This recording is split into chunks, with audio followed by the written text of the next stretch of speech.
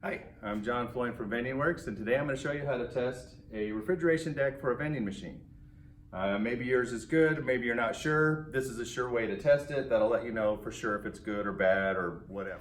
First thing you need to do is isolate the evaporator so no air or wind is blowing across it. This is an insert that we use when we ship our compressors, but it comes in handy for this purpose. So now no air or anything's going to blow across it.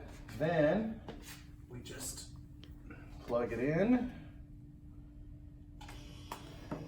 and you let it run for about 10 to 15 minutes. Okay, it's been running for about 12 minutes now, and as you can see, we have frost going in through the evaporator, all the way coming out into the accumulator, and then going further in that.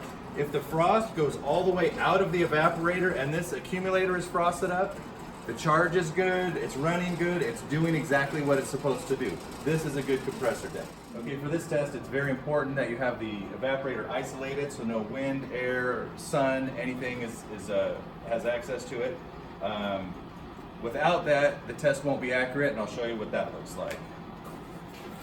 Okay, so this is the same compressor deck. It's been running for about 20 minutes, but the evaporator has not been isolated for the test. We have some frost here on some of the coils, but not all the way, and clearly not on the accumulator. The reason why is it's getting air from the fan blowing up it, it's getting heat radiating off the compressor up, and it doesn't give you an accurate test. If you test it this way, you might think that it's bad because it's not frosting up all the way, when in fact it's a good unit.